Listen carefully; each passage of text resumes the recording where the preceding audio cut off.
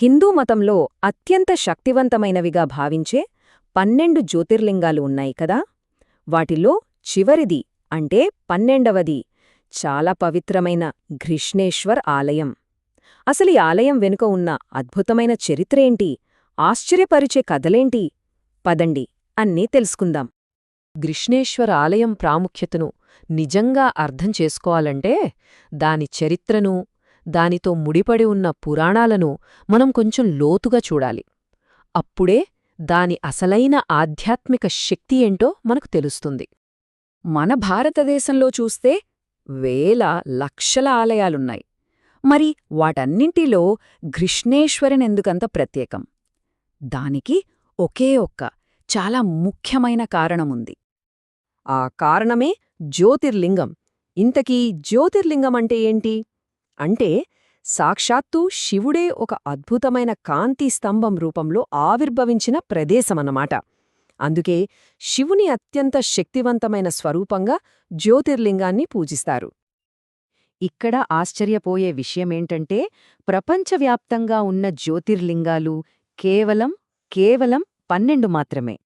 ఘృష్ణేశ్వర్ ఆలయం ఆ 12లో ఒకటి కావడం దాని ప్రాముఖ్యతను, ప్రత్యేకతను మనకు స్పష్టంగా తెలియజేస్తుంది కదా. సరే, ఇప్పుడు ఈ ఆలయ చరిత్రలోకి ఒకసారి తొంగిచూద్దాం. అసలు ఇన్ని దాడులను తట్టుకొని శతాబ్దాలుగా ఈ ఆలయం ఎలా నిలబడగలిగింది? దాని పునర్జన్మ వెనుక ఉన్న కథేంటి? చూడండి, ఈ ఆలయ ప్రయాణం ఎన్నో ఎత్తుపల్లాలతో సాగింది. 11వ శతాబ్దంలో దీనికి సంబంధించిన తొలి ప్రస్తావనలు కనిపిస్తాయి. ఆ తర్వాత యాదవుల కాలంలో ఎంతో వైభవాన్ని చూసింది. కాని మధ్యయుగంలో జరిగిన దండయాత్రల వల్ల చాలా తీవ్రంగా దెబ్బతింది. అయినా సరే 18వ శతాబ్దంలో మరాఠాల చేతిలో పునరుద్ధరించబడి ఈరోజు మన కళ్లముందు నిలిచుంది.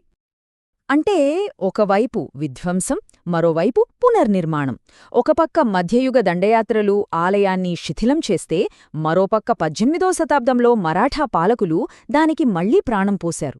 నిజంగా ఇది దాని అచంచలమైన స్ఫూర్తికి ఒక గొప్ప నిదర్శనం.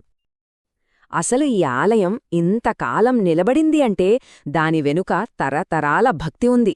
ప్రాచీన యాదవ రాజుల దగ్గర నుండి శక్తివంతమైన మరాఠా పాలకుల వరకు, చివరికి మనలాంటి సాధారణ భక్తుల వరకు ఎందరో ఈ పవిత్ర స్థలాన్ని కాపాడుకుంటూ వచ్చారు. సరే, చరిత్రను కాసేపు పక్కన పెడదాం. ఎందుకంటే ఏ ఆలయానికైనా అసలైన ప్రాణం పోసేది దాని కథలు, పురాణాలే. మరి ఈ ఆలయం వెనుక ఉన్న ఆ కథలేంటో ఇప్పుడు విందాం. పురాణాల ప్రకారం ఈ ప్రదేశానికి ఒక ప్రత్యేకమైన శక్తి ఉంది. అదేంటంటే ఇక్కడ ఎదరైనా మనస్ఫూర్తిగా ప్రార్థిస్తే వాళ్ల కోరికలు నెరవేరడమే కాదు, ఆధ్యాత్మిక ముక్తి కూడా లభిస్తుందని ఒక ప్రగాఢమైన నమ్మకం. నిజానికి ఇక్కడి ప్రతి రాయికి ఒక కథ ఉంటుంది. తన అచంచలమైన భక్తితో శివలింగాన్ని ప్రత్యక్షం చేసిన రాణికుసుమ కథ ఒకటి. అలాగే సాక్షాత్తూ రావణుడు కూడా ఇక్కడే శివుడి కోసం తపస్సు చేశాడనే పురాణగాథ మరొకటి. ఇలాంటి కథలన్నీ ఈ క్షేత్రానికి ఎంతో పౌరాణిక ప్రాముఖ్యతను తెచ్చిపెట్టాయి. సరే, ఇప్పుడు మనం మాటల్లోనే ఆలయం లోపలికి వెళ్దాం. ఒక యాత్రికుడిగా మనం అక్కడ ఏం చూస్తాం, మనకు ఎలాంటి అనుభూతి కలుగుతుందో ఒకసారి ఊహించుకుందాం. సాధారణంగా యాత్రికుల ప్రయాణం ఇక్కడున్న కోనేరులో పవిత్ర స్నానంతో మొదలవుతుంది. ఆ తర్వాత అద్భుతమైన శిల్పకళతో నిండిన మండపాలను దాటుకుంటూ వెళ్తారు. చివరికి ఆ దివ్యమైన శక్తి కేంద్రమైన గర్భగుడిలోకి ప్రవేశించి జ్యోతిర్లింగాన్ని దర్శించుకుంటారు. ఆ అనుభూతే వేరు. ఇక ఈ ఆలయ వాస్తుశిల్పం విషయానికి వస్తే ఇది పూర్తిగా మరాఠా వైభవాన్ని చాటుతుంది. ఇక్కడి స్థానిక రాళ్లతోనే ఈ కట్టడాన్ని నిర్మించారు. దానిపై ఉన్న ప్రతి చెక్కడం నిజంగా ఒక కళాఖండం. చెప్పాలంటే చరిత్ర, భక్తి రెండూ కలిసి ఇక్కడ శిల్పాలుగా మారాయేమో అనిపిస్తుంది. సరే, ఇంత అద్భుతమైన ఆలయాన్ని సందర్శించాలని అనుకునేవారి కోసం ప్రయాణానికి సంబంధించి కొన్ని ముఖ్యమైన విషయాలిప్పుడు చూద్దాం. ఎప్పుడు వెళ్లాలనేది చాలా ముఖ్యం కదా. చూడండి, వేసవిలో ఇక్కడ చాలా వేడిగా ఉంటుంది. వర్షాకాలంలో ఏమో దారులు జారే ప్రమాదం ఉంది. అందుకే అక్టోబర్ నుండి ఫిబ్రవరి మధ్య వాతావరణం చాలా ఆహ్లాదకరంగా ఉంటుంది. సో సందర్శనకు ఇదే సరైన సమయం అని చెప్పొచ్చు. ఇక్కడికి వెళ్ళినప్పుడు ఒక అద్భుతమైన అవకాశముంటుంది. అదేంటంటే కేవలం అరగంట ప్రయాణ దూరంలోనే ప్రపంచ ప్రసిద్ధి చెందిన ఎల్లోరా గుహలున్నాయి. అంటే ఒకే ట్రిప్లో భక్తి, చరిత్ర, కళ మూడింటినీ ఆస్వాదించే అవకాశం దొరుకుతుంది. మరి ఎలా చేరుకోవాలి? ఔరంగాబాద్ నుండి చూస్తే సుమారు 30 కిలోమీటర్ల దూరంలోనే ఈ ఆలయం ఉంటుంది. రోడ్డు మార్గం కూడా చాలా బావుంటుంది. కాబట్టి ప్రయాణం చాలా సులభంగానే ఉంటుంది. చివరిగా 2 చిన్న సూచనలు. ఇది చాలా పవిత్రమైన స్థలం కాబట్టి గౌరవప్రదమైన దుస్తులు ధరించడం ముఖ్యం.